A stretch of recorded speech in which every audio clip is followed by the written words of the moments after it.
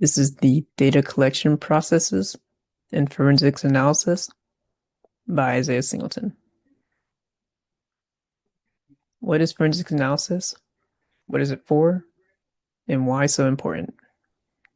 Forensics analysis is the systematic process of collecting, preserving, and examining digital evidence from computers, networks, and various hardware and software. When a cyber threat or incident occurs, forensics analysis is one of the key components when identifying cyber threats, tracking down malicious activities, and gathering critical evidence for legal proceedings.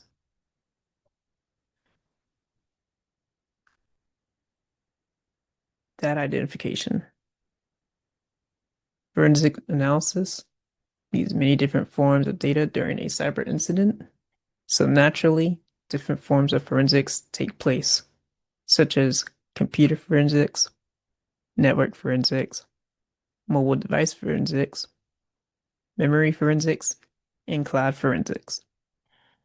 During a cyber incident, not being able to identify critical data could cost a company or organization tons of money or resources.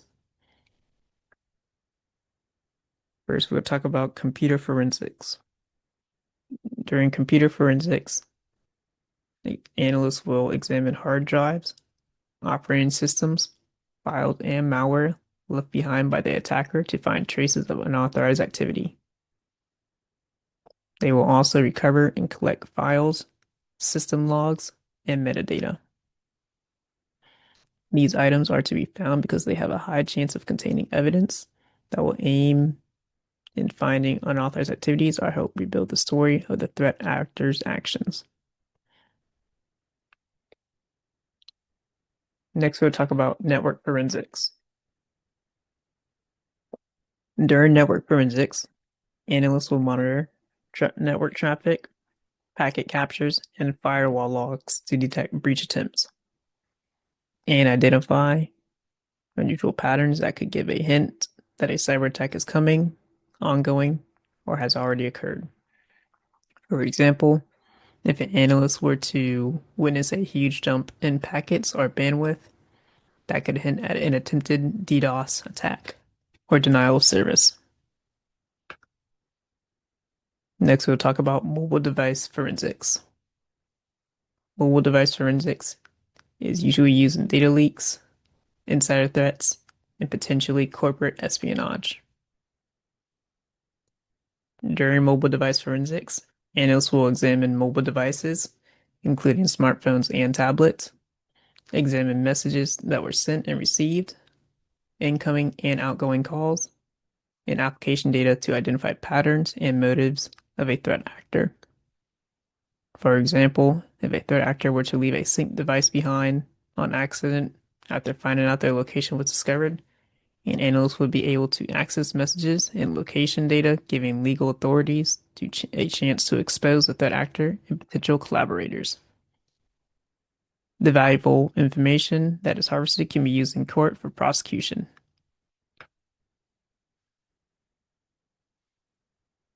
Next, we will talk about memory forensics. During memory forensics, an analyst will analyze a system's volatile memory, or RAM. Memory forensics is very useful for detecting malware and rootkits. The valuable data includes running processes, inactive network connections, and session information.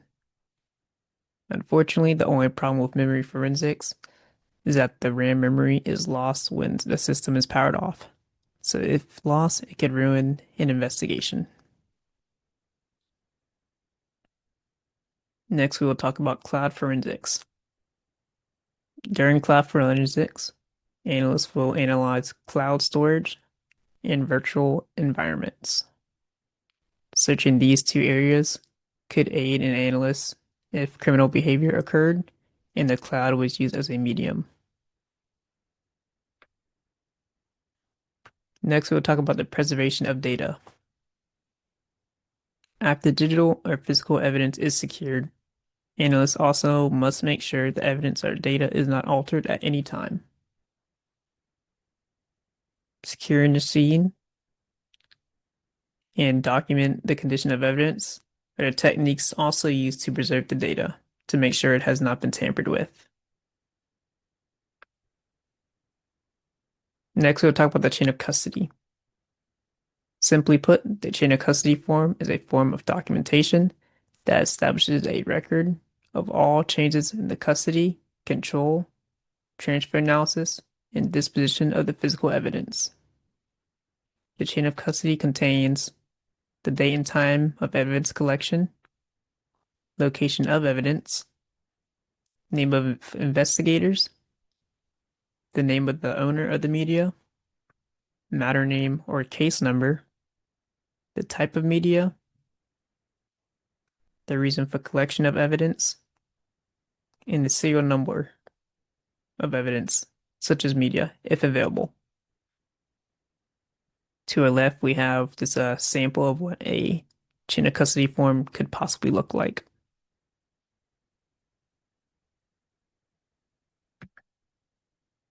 Next, we will talk about the techniques used for data acquisition. The main technique that is used is forensic imaging, which is the process of creating an exact replica of digital storage, such as a USB flash drive. There are three methods. One is sector by sector imaging. When imaging sector by sector, you are copying each part of a storage device.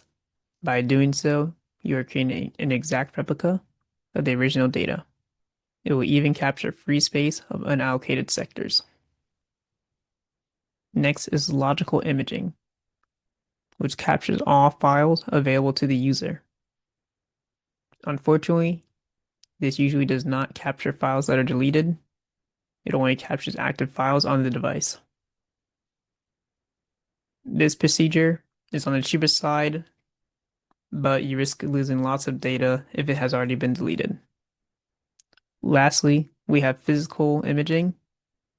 When conducting physical imaging, you're collecting a bit-by-bit copy of the device to make an exact copy of the device. This is the most thorough method, but is also the most expensive. But it captures the entire volume, including file fragments, deleted space, and encrypted data.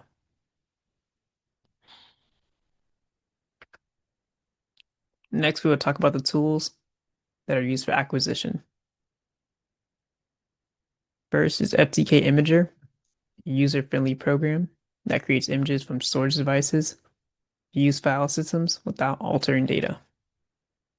InCase, which is a widely recognized digital forensics tool within law enforcement and various legal settings. And naturally, it can, of course, image, conduct analysis, and it is used for reporting.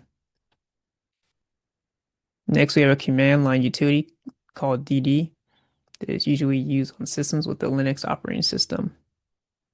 Unfortunately, this tool is not as user-friendly as FTK Manager, but it can still be used for various imaging tasks. Next is X1, a tool that is usually used on social media and web-based evidence. It is best used for collecting data from online sources, making it an efficient tool if an investigation is involving social networks. Next, we have Wireshark, which is a network protocol analyzer that will allow the forensics team to capture and analyze network traffic in real time, making it easy to detect unusual behavior or data exfiltration. To start the imaging process, first, you have to install the imaging tool that you would like. Second, select a storage drive or staging drive with enough space for the forensic image. Third, format the staging drive with a file system that supports large files. And fourth, generate a hash value to create a baseline for integrity verification. Lastly, record the staging drive serial number, capacity, and hash values on the chain of custody form. The common challenge for data acquisition is the risk of altering original data. But the solution for that is using a write blocker. It ensures read-only access to prevent alteration, corruption, or overwriting. And there are two types, physical and software. Next, we'll talk about the preparation for data analysis. First, if you're in analysis, you would define the question, which would be establishing the objective for your analysis. Second would be collecting data. During this phase, you create a strategy to gather and aggregate the appropriate data. Third is data scrubbing, which involves removing major errors, such as duplicates, extract irrelevant data and decrypt data if needed, organize the collected data for easier presentation in court, and lastly, we have the final review, which is when we ensure there are no gaps within the data or evidence for analysis. By completing all of these steps, as well as keeping the area secure for analysis, analysts can keep data integrity. Next, we will talk about the legal and ethical considerations in data collection. First, we'll talk about protecting confidentiality and anonymity. To do so, we keep the source of information confidential to protect victims. For example, if a hacker were to give up data on a fellow threat actor, then the source of information should remain anonymous to prevent retaliation. Next, we have informed consent. Basically, with informed consent, you make sure the participants know what they're getting into, and they have to voluntarily agree to provide data, evidence, understanding purpose, procedures, and potential outcomes. Third is integrity and honesty. This is simply conducting studies with honesty, transparency, and commitment to the truth, as well as accurately reporting data, acknowledging limitations, and avoiding fabrication, falsification, or plagiarism. We maintain these ethical standards to ensure that data is valid and trusted for prosecution. Next, we'll talk about a case study, which will be O.J. Simpson's trial. O.J. Simpson, former football player charged with the murder of his ex-wife Nicole Brown Simpson and friend Ronald Goldman. The murders occurred on June 12, 1944, right outside of Nicole Brown's apartment in Los Angeles. Simpson attempted to evade arrest on June 17, 1994, leading to a televised low-speed police chase. After being captured, the trial began July 22, 1994, with Simpson pleading not guilty. Unfortunately, the early evidence had multiple issues. In conclusion, the evidence issues contributed to Simpson's acquittal in 1995. Now let's analyze this case study. To start with the data collection breakdown, the bloody fingerprint at Nicole Brown's house was not properly collected or entered into the chain of custody. The original wet evidence was improperly packaged and was allowed to dry, affecting its integrity. The 1.5 milliliter of Simpson's blood was missing due to poor documentation, and its entry to the chain of custody was late. Lastly, the evidence was handled primarily by Detective Mark Fulham with limited team awareness. They face plenty of obstacles, such as improper handling and securing of critical evidence, missing or delayed documentation of key samples, potential contamination or tampering of evidence, and investigators' integrity was questioned. Because of this, the trial team used expert witness to challenge evidence integrity, and that resulted in reduced credibility of the evidence for prosecution. In conclusion, forensic analysis is critical for identifying threats, tracking malicious activity, and gathering evidence for legal proceedings. Proper identification, preservation, and maintenance of data ensures its integrity across network, mobile, memory, and cloud forensics. Tools and methods, including forensics imaging and write blockers, prevent alteration of evidence that is collected. legal and ethical standards such as informed consent, confidentiality, and integrity guide proper evidence collection. And lastly, proper data collection practices are essential for reliable evidence and successful prosecution. I'd like to thank everyone for listening to my presentation today, and I would love to answer any questions to my best of my ability. Thank you very much.